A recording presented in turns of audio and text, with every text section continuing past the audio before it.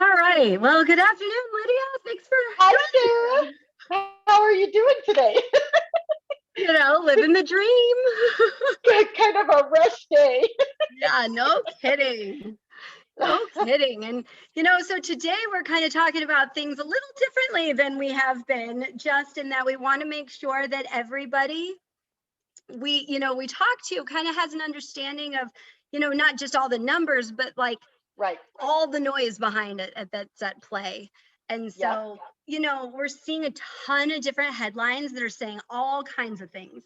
And, at least in the world of forbearance, we can be pretty sure and pretty confident of these numbers that we do have on the forbearance numbers. And what we are seeing is after about 5 weeks of declines, we did in the last week have a slight increase on total loans in forbearance. We went from 5.22% of loans to 5.23% of loans. It's a small increase, but an increase nonetheless. Still roughly around 2.6 million that are in forbearance.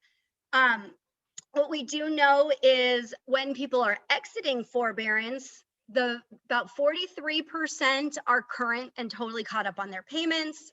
Right. That 13.8 number, it stayed at 13.8. They're the ones who are leaving with no forbearance or with no exit strategy in place or any Right. loss mitigation. So they're the ones that we really want to make sure they hear our message, that you get information to them, that they have options. And, then we start going into, we do have delinquency data. Now, one of the things I want to kind of caution is there is so much information out there that I'm seeing on delinquencies. And then, of course, rental lates. Now, rental Yes. lates, we don't know. There's Right. no public record. There's no public database. There's some data that comes out when we're talking about multifamily, but we're Right. not seeing it when it's on, gosh, what is it? Even in the multifamily association stuff, it's only for like 30 states. So we Right. really are limited on what we can really know. And then we also know when it comes to single family rentals, the vast majority are mom and pop investors that may have one property. They're not going to be in some Right. big database. Right. So when you see headlines, this is where it kind of comes together. When you see headlines that say 10 million people missed their or late on their rent, 100 million people. I read a headline, 100 million people are late on their rent. There aren't 100 That's million crazy. renters. I know. So So be cautious of what you're watching and what you're listening to. yes. Yeah. So really dig deep, dive in, ask us if there's information, because it's really, really unnerving. A lot of things are to get headline or to get notice for big splashy headlines. Right. What we're trying to say is, yes, it is an issue, but it's not as big as what a lot of the headlines are saying. But Right. for the people it's an issue for, it's a real issue. And, Right. with so much happening in our marketplace, with so much happening in, demand and real estate and low inventory, there's so much noise that we want to make sure that we give them the best information as possible, because there are things that will happen. And, Right. Lydia and I were just talking about, Tina Tambor with the Cromford Report was mentioning the other day, when all these moratoriums are lifted, we will see an increase in foreclosure filings. Yes. Probably not in foreclosure, auctions, but in Right. those filings when people will say, you know what, it's time I need to sell my house. And then they're Right. going to make money because of the Right. amount of equity that they have. Right. Now, if you've got someone like that, the thing that I would also say is the longer your forbearance goes and gets kicked down the road, and the longer the moratorium goes on, the less equity someone's going to have. Right. So if you are even considering selling your home and downsizing, or taking a step back, moving in with a family member, or renting for a little while, better to get more equity than less equity. Definitely. Because what I don't think people realize is, as you go down this forbearance situation, it's not just your mortgage that you're not paying. You're not also not paying your taxes and your insurance, but your mortgage lender or your servicing company is, because they don't want you to end up in a tax lien problem, and God forbid if the house burns down, you have insurance.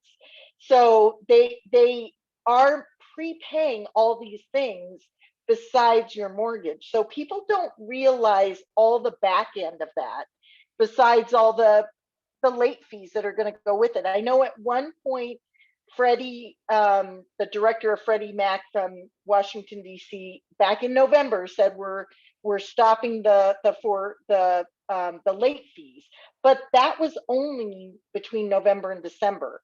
There's still going to be late fees, and I think, like you and I talked about, Sarah, I think it really depends on each servicer is going to be different, and then each individual situation is going to be different, because I do believe that there are more risk people, and I think they're going to be a little more cautious on those people that are more risk than the ones that are not. So it's a case by case situation. It really is. Yeah, there just aren't sweeping generalizations that you can make because Right. everything's so specific. And you're even Yep. talking about with the, different requests that you're getting from the servicer, what Yeah. they're asking for. I mean, tell us Yeah. about that. So on the BPO side, it depends on where it's coming from. But the funny thing is that there are some BPOs that are less, they kind of want all the same general information, but they're less likely to ask very specific things. Where there's some that are they want every single detail on that property. They want to know everything about it, and they're very specific. And those are the ones I think that are more in their eyes, more considered a risk than, say, the other ones that they just kind of want a general information on. And I really do believe that that is a case by case. Like my friend who back a month or two ago was going to lose her job, she called her lender, and I think that the lenders are very much like insurance companies. So she called and said, oh my gosh, my job is on the line. And then, I'm sure that they put that in her file and considered her more of at risk because she was going to lose her job. Now, she didn't lose her job. She got another job. Everything was fine. But in their mind, they're She's now a bigger thinking risk. she's now a bigger risk. And I'm sure that that is what's happening with a lot of these people that called up, back when forbearances started a year ago, basically now, a year from now. You just called up and said, what's a forbearance, and they put you on it, right? So Yes. now you have to have specific, you went into furlough, you lost your job. There's very specific things that they are looking for, Yes. because they've had to tighten up, because everybody was like willy-nilly just taking them for no reason. And So people didn't even mean to be in it were in it. Yeah. So it's, right, yeah, right, with all of that. And so, bottom line with all of it is everything is different, and case by case. There's no way to make a sweeping judgment, and that right, is for the servicer, for people like, with Lydia doing the BPOs, every expectation is just going to be case by case, and yeah, that's all going to be required, for realtors watching. When you're talking to your clients, make sure they have all their documentation, and for anybody right, who's struggling, get as much in writing as possible. right, right. Like my mom's neighbor, I mean, he did a forbearance back in like October, November. He's retired, so he did get let go. He got furloughed from Walmart because he was a greeter there, but it wasn't like he didn't have any income. He had a social security and some pensions and some other things, but he took it because he technically was let go, and so technically he did qualify for it. But in the scheme of things, when I've talked to him, I've explained to him that there are going to be late fees. And he said, no, they told me that I'm not going to have any late fees. I go, I hope you got that in writing. He said, well, I got an email about it. So I was trying to explain to him, an email doesn't make it firm documentation. Everybody has to agree, and everybody's got to sign something. And so he's under the assumption that he's not going to have any extra fees. But the reality is that there will be fees with it, because somebody is prepaying for him, and they're going to want that money on the back end somewhere. At Absolutely. some point, they're going to want to get paid. So I think for real estate agents, we really need to communicate with our own client base and say, if you did a forbearance, let's look at these different things. Now, for our for just our general population, I think people just in general need to understand that not all the news media is accurate. I think between your information, Sarah, your data this last 6 months on forbearances has been pretty accurate.